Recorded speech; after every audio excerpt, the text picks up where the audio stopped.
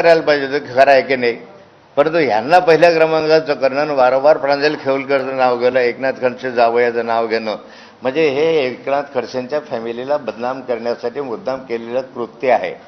यामध्ये जे काही मिळालेले अंबाले पदार्थ आहेत त्याच्यामध्ये पोलीस तुमच्या मीडियाच्या माध्यमातून मला समजलं काल किंवा अल्कोहोल सापडलं, दोघांच्या याच्यामध्ये अल्कोहोल सापडून आलं.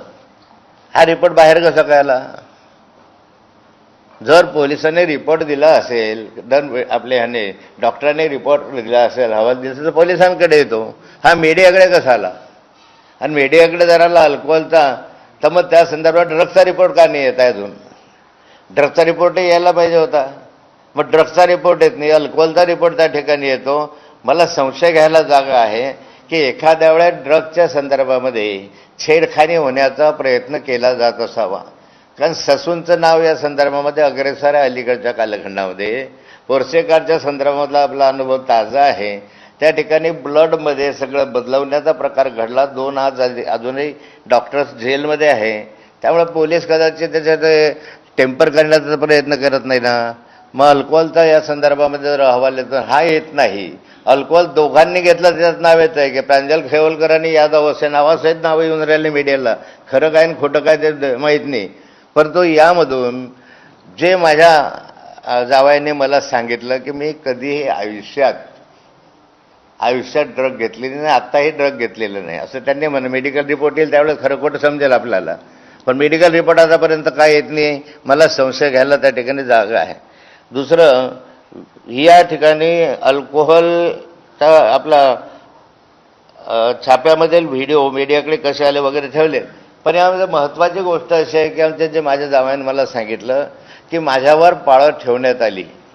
ज्या ज्या ठिकाणी मी जायचो त्या ठिकाणी पाळत ठेवण्यात आली. त्यांनी ज्या ठिकाणी गेले 2-3 ठिकाणी, एक प्लेन याच्यामधले म्हणजे सिव्हिल ड्रेसमधले पोलीस त्यांची पाळत ठेवत होते आणि त्याचे व्हिडिओ आहे. मी त्यांनी असं सांगितलं नाही, त्यांचे व्हिज्युअल्स आहे, व्हिडिओ आपल्याकडे आहे असं त्यांनी मला सांगितलं. ते आल्यानंतर ते बोलतील त्याच्यावर. मग या पोलिसांना पाळत ठेवण्याचं काय कारण आहे? त्यानंतर आपल्याकडे त्याचे व्हिडिओज आहे. ज्या वेस्टिन हॉटेलमध्ये हे गेले होते त्या वेस्टिन हॉटेलमध्ये सुद्धा पोलीस आले. रात्री 1 ते 3:30च्या दरम्यान ते वेस्टिन हॉटेलला आले. वेस्टिन हॉटेलचे जे पार्किंग स्टेशन आहे, पार्किंग आहे, त्या पार्किंगचे ज्या ठिकाणी व्हिडिओ कॅमेरे लावलेले आहे त्या कॅमेऱ्यामध्ये जे हे प्लेन याचे पोलीस आहे ते दिसत आहे. जे पोलीस तिकडे होते तेच पोलीस इकडे दिसत आहे. एकंदरीत हा प्रकार संशयास्पद आहे. या ठिकाणी पोलीस इतके तत्परता दाखवतात की लगेच त्या ठिकाणी प्रेस कॉन्फरन्स घेतात, लगेच सगळे व्हिज्युअल्स त्याच्यामध्ये दाखवतात. एवढी तत्परता प्रफुल्ल लोढा जो हनी ट्रॅपमध्ये अडकलेला आहे, जो बलात्कारामध्ये अडकलेला आहे, ज्याने गिरीश महाजनांवर आरोप केलेले आहे, या संदर्भामध्ये पोलीस यंत्रणा किंवा सरकार पुढाकार घेऊन का जनतेला माहिती देत नाही? ह्या ठिकाणी बाकी माहिती द्यायला टाळा. खरं तर नाशिकला जे काही सेक्स स्कॅन्डल झालं म्हणा का आणखी काही हनी ट्रॅप झाला म्हणतात त्याची इतके गवगाव त्या ठिकाणी केलं.